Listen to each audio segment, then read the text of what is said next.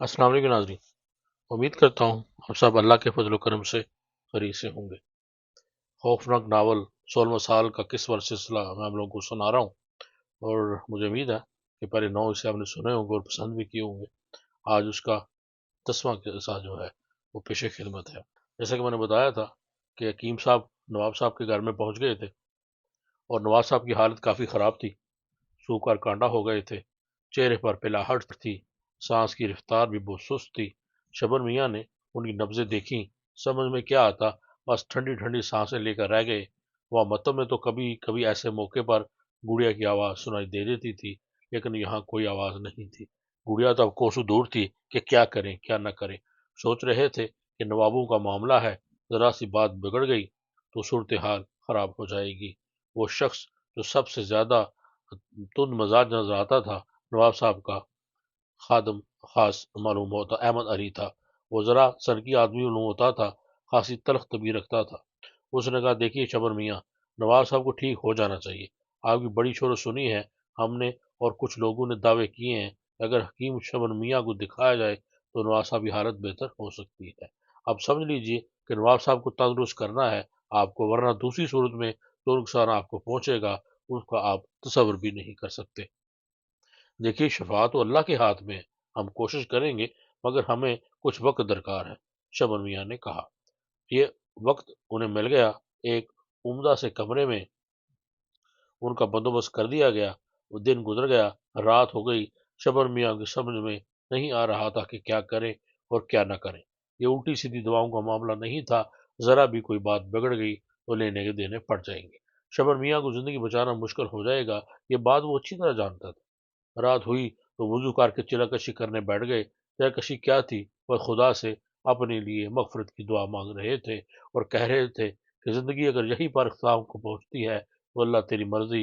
यही तमाम बातें कर रहे थे कि अचानक ही उनके कानों में एक बारीक सी आवाज़ उभरी, परेशान क्यों है, नवाब साहब का इलाज करें। इस आवाज़ को सुनकर शबर मियाँ हैरत से उछल पड़े थे। क्या इलाज करें?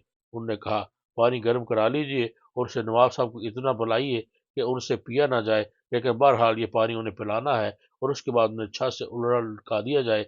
पानी गर्म होना चाहिए और उसका खास तौर से ख्याल अच्छा अच्छा रखा जाए। उल्टा लटका दिया जाए? शबर मियाँ चौंक पड़े। हाँ, मगर इसका नतीजा क्या होगा? नतीजा बहुत ही बेहतर निकलेगा। आखिर क्यों? बात असल में यह है कि नवाब साहब के मादे में चपकीली चली गई है और ये चपकीली उनके मैदे से चिमटी हुई है। उसने उनकी गजा खत्म कर दी है और गजा के खत्म होने की वजह से कमजोरी पैदा हो गई है और ये कमजोरी ही सबसे बड़ी बीमारी है। नवाब साहब लाख इनकार करें, मगर आप उन्हें खूब पानी पिलाइए, बार बार छत से उतारिए और पानी पिलाने का फिर अटका दीजिए।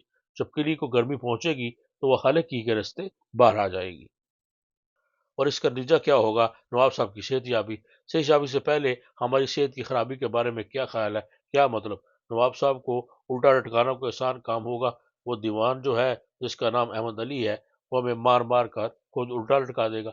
जो कुछ भी हो आपको ये करना है, अल्लाह मालिक है। हकीम साहब ने कहा, बात तो समझ में आती थी, लेकिन तरीकाकार जरा खौफनाक था और उसके लिए दीवान अली अहमद का सामना करना पड़ता था। फिर उन्होंने दीवान अली को बताया, दीवान साहब, हमने रात को अपने असूलों के मुताबिक चिलाकशी की है और हम पर कशफ हुआ है कि नवाब साहब का इलाज तो मुमकिन है, मगर जो इलाज करना होगा हमें, वो शायद आप लोग पसंद ना करें।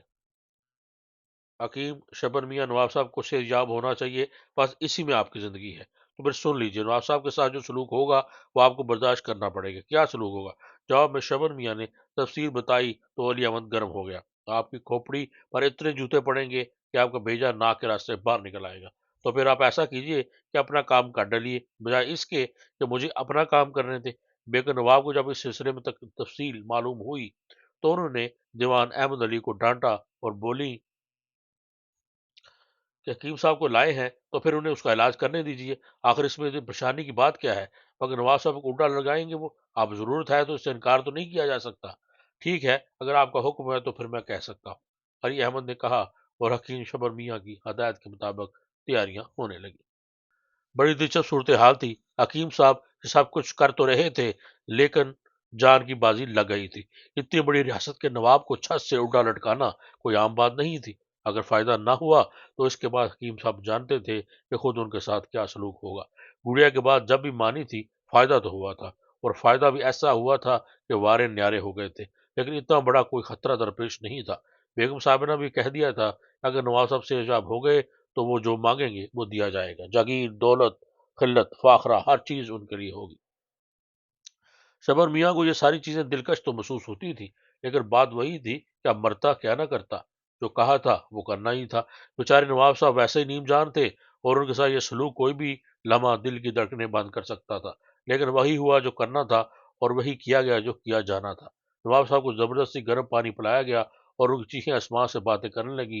بیگم صاحب جو دیکھا بھی نہ گیا وہاں سے چلے گئی۔ احمد علی نے خنجر نکال لیا تھا، غصے سے اس کی آنکھیں سرخ ہو گئی تھی، لیکن شبر میاں آنکھیں بند کر کے عمل کر رہے تھے، اور بس اللہ اللہ کر رہے تھے۔ زندگی موت سے ہم آغوش ہو رہی تھی، سارا دن یہی عمل کیا جاتا رہا، اور یوں محسوس ہوا کہ اب نواز صاحب اب گھڑی جب گھڑی کی مہمان ہے۔ یہ گئے، وہ گئے، الٹیاں ہو رہی تھیں اور پانی نکل رہا تھا، پھر اچانک ہی کچھ ہوا اور تشت میں جس میں الٹیاں جا رہی تھی پانی سے بھر جاتا تھا، تو اسی جگہ دوسرا تشت رکھ دیا جاتا اور پہلا تشت خالی کرنے کے لیے لایا جاتا۔ پھر اس تشت میں کوئی چیز کلبلاتی ہوئی محسوس ہوئی۔ شبر میاں خوشی سے اچھل پڑے، یہ لگے میں دیکھ لیا گیا تھا کہ وہ چپکلی ہے تو پیلے پیلے پانی کے ساتھ باہر آ گئی تھی۔ چپکلی کو دیکھ کر علی احمد بھی چکرا کر رہ گیا۔ شبر میاں نے یہ بات بتا دی تھی کہ نواب صاحب کے مادے میں چپکلی موجود ہے، اور جب وہ سامنے آئی تو علی احمد بھی حیران رہ گیا۔ شبر میاں نے کہا لیجیے بس اب نواز صاحب کو آرام سے لٹا دیجیے گا اور دودھ پلائیے گا۔ پھر تو دھوم مچ گئی کہ مسیح الملک نے کیا کارنامہ سر انجام دیا ہے۔ نواب صاحب کی حالت دوسرے ہی دن بہتر ہو گئی تھی۔ تیسرے دن وہ اٹھ کر بیٹھ کے، چوتھے دن چلنے پھرنے لگے، اور ایک ہفتے کے اندر ان کے چہرے پر خون کی سرخی واپس آ گئی۔ اس دوران گویا حکیم شبر میاں کو قید میں رکھا گیا تھا۔ ویسے عزت و احترام خوب ہوتا تھا، سب لوگ توقیر کی نگاہ سے دیکھتے تھے، بڑے بڑے حکماں ملنے آئے تھے، اور شبر میاں کی تعریفوں میں زمین و آسمان کے کلابے ملا رہے جا رہے تھے۔ شبر میاں خوشی سے دیوانے ہوئے جا رہے تھے، لیکن بہت سے احساسات دامنگیر تھے۔ انہیں نہ تو جاگیر کی ضرورت تھی، نہ خلت فاخرہ کی۔ مالک دو جہاں نے جان بچا لی تھی، یہ کون سا کم تھا؟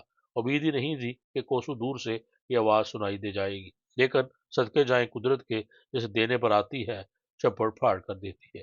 حکیم صاحب تو اس دنیا سے چلے گئے تھے، لیکن دکان حکمت ان کے حوالے کر گئے تھے، اور یہ دکان حکمت کیا تھی؟ بس لوگوں کو بیوقوف بنانے کی شیشیاں بھر کر رکھ دی گئی تھی۔ وقت گزر رہا تھا، لیکن مل گئی یہ دولت بے بہا جس نے تقدیر ہی بدل دی۔ اولاد کی خواہش ہی پوری ہو گئی تھی، اور وارے کے نیارے الگ ہو گئے تھے، لیکن یہ دیوان علی احمد خاصا سکی آدمی معلوم ہوتا تھا۔ حقیقت میں آیا تو ایسے کہ جانے ہی نہیں دے رہا تھا۔ حقیقت کے کچھ اور بھی تو ذرائع ہوتے ہیں، کچھ لے دے کے چھٹی کر دے، کسی دوسرے کے سہارے پر کب تک جیا جا سکتا ہے؟ کون جانے ویرانے میں ملنے والی یہ قیمتی دولت کب تک حکیم شبر میاں کے ہاتھ رہے۔ کسی دن اپنے مسکن کی جانب واپس لوٹ گئی تو لینے کے دینے پڑ جائیں گے، پھر کہاں سے لوگوں کا علاج کریں گے؟ کون ان کے کانوں میں دوائیں پھونکے گا؟ بستی کے لوگ تو خیر سیدھے سادے غریب اور شریف لوگ تھے، قبلہ ابا میاں یعنی سلطان صاحب خود بھی انہیں الٹی سیدھی دوائیں دے کر بیوقوف بناتے رہتے تھے اور زندگی گزارتے جا رہے تھے۔ حکیم شبر میاں کا کاروبار بھی ایسے ہی چل رہا تھا، کچھ نہ کچھ دال دلیا مل رہا تھا، لیکن اس کے بعد صورتحال بدل گئی، اور پھر اب یہ کفیت تھی کہ علی احمد جانے ہی نہیں دیتا تھا۔ کہتا تھا حکیم شبر میاں نواب پور میں منتقل ہو جائیے، جاگیر ملے گی، دولت ملے گی، عزت ملے گی، شہرت ملے گی، پر یہاں سے جانے کا نام نہ لیجیے۔ اور شبر میاں بری طرح پریشان تھے۔ جو صورتحال یہاں دیکھی تھی اسے دیکھ کر دل دہلتا تھا، چاروں طرف مسلح پہرے دار گھومتے پھرتے تھے۔ علی احمد کی تو خوب ہی چلتی تھی، جو کہہ دیتا وہ کرنے بربادہ ہو جاتے، لیکن اب سوال یہ ہے کہ یہاں آنے کے بعد کیا کیفیت ہونی چاہیے؟ اب بستی تو اپنی ہی تھی، وہاں کے سیدھے سادے لوگ زیادہ تیز چراغ نہیں تھے۔ اگر گڑیا کبھی چلے گئی تو بستی والے تو پھر بھی بہل جائیں گے، بلکہ برسوں حکیم شبر میاں سے علاج کرائیں گے، اور اس کے بعد جب رفتہ رفتہ انہیں علم ہوگا کہ شبر میاں کے ہاتھوں میں شفا نہیں رہی تو زیادہ یہی کہیں گے وہ کسی دوسرے حکیم سے علاج کرا لیں گے۔ لیکن نواب معظم علی کے ہاں رہ کر ان لوگوں کو مستقل بیوقوف بناتے رہنا حکیم شبر میاں کے بس کی بات نہیں تھی۔ جہاں تک گڑیا کا مسئلہ تھا، وہ بے شک وفادار تھی، اور اسے آج تک کسی موقع پر حکیم شبر میاں کو مایوس نہیں کیا تھا، لیکن وہ اتنا ضرور جانتے تھے کہ ان کی اپنی اولاد نہیں ہے، اور कोई ऐसी पुरस्रार और मफूकुल फितरती हस्ती है जो ना जाने कहाँ से भटक कर उनके पास चली आई है। चनाचे वो ये खतरा मोल नहीं ले सकते थे। फिर एक दिन नवाब मोहम्मद अली ने उन्हें तलब किया और कहा, हकीम साहब किबला, अब आपका इरादा क्या इरादा है? हुजूर, आप वापस जाना चाहते हैं? नहीं, ये मैं ना होने दूंगा। आपने मुझे नई जिंदगी अता की है और इसका कुछ तो सिला मुझे देना होगा। फिर क्या कहा जा सकता है, कब मुझे आपकी जरूरत पेश आ जाए। हजूर, ना घोड़ा दूर है ना मैदान, हादर भी हजूर जिस वक्त भी तलब किया जा सकता है। वाला हकीम शबर मियाँ की ये मजाल कि मुअज्जल की तबीयत नासाज हो और वो नहीं पहुंचे। हमें तो हमारी बस्ती में ही रहने दीजिए, जहाँ हम वहीं खुश हैं। सुभान अल्लाह, क्या शान बेनियाजी है। इतने बड़े हकीम और इतनी छोटी सी दुकान नहीं हकीम साहब। आपकी इनकिसारी और कनात पसंदी अपनी जगह, लेकिन हमारे भी कुछ फराइज हैं। हमारी जान भी कुछ मामूली तो न थी, इसका कुछ सिला तो न दिया जाए। आपने तो वो किया हकीम साहब जिसका दूसरे लोग तस्वर भी नहीं कर सकते। ये तो कुदरती का इशारा था कि आपका नाम कानून तक पहुंचा, और इत्तेफाक की बात ये कि किसी ने इसमें इतराज भी नहीं किया। इतने बड़े बड़े हकीम न जाने कहाँ कहाँ से आए, सब ने नब्जें देखी, दवाएं, गोटे, और नाकाम रहे। और उनके सामने उस छोटी सी बस्ती के हकीम शबर मियाँ की भला क्या हैसियत थी। लेकिन हमने आपको नजरअंदाज नहीं किया, हम तो उसे अल्लाह का हुक्म ही कह सकते हैं। रात बात आपकी इंकसारी की, तो सच बात यह है कि जितने बड़े आज तक दुनिया में गुजरे हैं, वो सब कनात पसंद ही नजर आए हैं। हकीम साहब, ऐसी नाकदरी तो हमसे नहीं हो सकेगी। जो आपका फर्ज था वो आपने पूरा किया, और जो हमारा फर्ज है हम पूरा करेंगे। अब आप आराम कीजिए। लेकिन हुजूर किबला,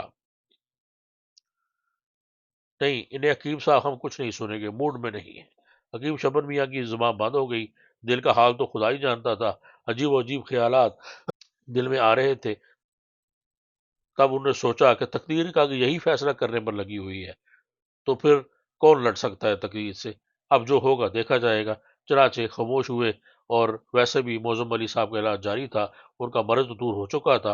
अल्लाह किस्म की गजाएं और खुराक उनके मादे में पहुंची तो हालत बेहतर से बेहतर होती चलेगी। पहले भी क्या खूब सेहत के मालिक थे, लेकिन अब तो ऐसे हट्टे कट्टे हो गए थे तो देखने वाले देखते थे और कहते थे कि खुदा की शान है। कुव्वत मुदाफत का भी मामला था। चनाचे तेजी से खून की सुर्खी बहाल होने लगी और रियासत में नवाब साहब का जश्न मनाने की तैयारियां होने लगी। इस दौरान एक बार फिर नवाब साहब ने हकीम साहब को तलब फरमाया, तो हकीम शबर मियाँ हामते कामते नवाब साहब के सामने पहुंचे। आइए हकीम साहब, बड़ी जरूरत महसूस कर रहे थे हम आपकी, आइए तशरीफ रखिए। उन्होंने इज्जत एहतराम से कहा, और शबर मियाँ ममनूनियत से बैठ गए। कभी कभी तो दिल में ख्याल उभरता है, एक बार, सिर्फ एक बार अगर मौका मिले तो जरा अब्बा को यहाँ बुलाया जाए, अम्मा को भी यहाँ लाया जाए, और ये दिखाया जाए कि देखो, जिंदगी भर नखड्डू का नगारा कहते रहे हो, अब ये तुम्हारा नखड्डू और नकारा बेटा क्या कुछ कर दिखाया है। लेकिन इसमें कुछ खतरात भी थे, और फरजंद खान वैसे भी अखड़ आदमी थे, ना जाने क्या क्या ऊल फूल बकना शुरू कर देते। सोचने समझने की जरूरत थी। ये काम अभी तो नहीं किया जा सकता था, जरा वक्त गुजर जाए तो कुछ जेहन में आए कि क्या करना है और क्या नहीं करना। बहरहाल अपने आप को इस ख्याल से निकाला और नवाब साहब की तरफ देखकर बोले, हजूर किबला, नवाब मुअज्जम अली साहब खादिम को किस लिए तलब फरमाया? बात असल में यह है हकीम साहब कि जिंदगी और मौत खुदा के हाथ में है, लेकिन मसीहा भी कुदरत की तरफ से वदीयत होता है। आप सही मानों में मरीज मसीहा हैं। अगर सही मरीज की तशखीस ना होती तो शायद हम जिंदगी ना पाते। शबर मियाँ ने इसके साथ ही सर झुका लिया और ममनूनी से बोले, नवाब साहब, हम क्या और हमारी बसात क्या, हम क्या हसीद रखते हैं। अल्लाह ताला ने आपकी शफा का जरिया हमें बनाया और इसका बड़ा करम है, इसमें क्या शक है। नवाब साहब ने तईद की। फिर बोले, अब ये फरमाइए कि आप यहाँ किस किस्म की तकलीफ तो नहीं? नहीं नवाब साहब, भला आप जैसी शख्सियत हमारी पुष्ट पनाह हो और हमें कोई तकलीफ हो। दीवान अहमद अली ने कहा, नवाब साहब, कुछ अर्ज करने की जसारत कर सकता हूँ? हाँ कहिए दीवान जी, क्या कहना चाहते हैं? हजूर, जश्न सेहत की पहली रुनमाई पर मैं हकीम साहब के लिए कुछ तोहफ़ मुहैया कर चुका हूँ। इजाज़त चाहता हूँ कि आपके आम दीदार के दिन ये तोहफ़ मैं हकीम साहब की नज़र कर दूँ। वाह दीवान अली अहमद, आपसे हमें इस बात की तवक्को थी। बहुत मुसर्रत की बात है। हकीम साहब बेशक इस काबिल हैं, लेकिन हम कुछ और भी जानना चाहते हैं, नवाब साहब ने कहा। और शबर मियाँ का मुंह हैरत से खुल गया। दीवान अली अहमद ने नवाब साहब से कहा, जी हजूर फरमाइए। दीवान अली अहमद कुछ सोचने लगा। उसके चेहरे पर गौर व खौफ की परछाइयां देखकर अकील शबर मियाँ को फिर खतरा हुआ कि दीवान अली अहमद को कहीं उनकी असलियत नामालूम हो गई हो। हकीकत यही है, इंसान सबसे ज्यादा अपने आप से खौफजदा रहता है, और यही शबर मियाँ जानते थे। चनाचे खौफजदा निगाहों से दीवान अली अहमद का चेहरा देखने लगे। भाई हकीम साहब, जिस छोटी सी बस्ती में रहते हैं वह जिंदगी का माकूल इंतजाम नहीं है। ये बस्ती हमारी रियासत की तहवील में नहीं आती, लेकिन हमारी ख्वाहिश है कि हम हकीम साहब को मुंतकिल कर लें या हकीम साहब को तमाम वो सहूलतें मुहैया की जाएं। हम ये नहीं कहते कि वो हमारे लिए मखसूस होकर रह जाए, लेकिन जहाँ उनका एक आलीशान मतब हो तमीर कराया जाए और खास आम को उनसे फैज़याब होने का मौका दिया जाए। अलबत्ता हमारी इतनी ख्वाहिश ज़रूर है कि अब हकीम साहब हमारी रियासत में रहें। किबला हकीम साहब आपको तो कोई इतराज़ ना होगा। नवाब साहब ने बराह रास्त हकीम शबर मियाँ से पूछ लिया। शबर मियाँ ममनूनी से गर्दजुगार बोले, जनाब वाला का मर्तबा बुलंद हो। अगर हजूर खादम की इज्जत देने पर तुल ही गए हैं तो खादम की क्या मजाल के इनकार कर सके। चुनांचे बात तय हो गई और हकीम साहब को हवेली के एक हिस्से में रहने के लिए एक उम्दा जगह मरहम फरमा दी गई। जश्न की तैयारियां जोर शोर से हो रही थी।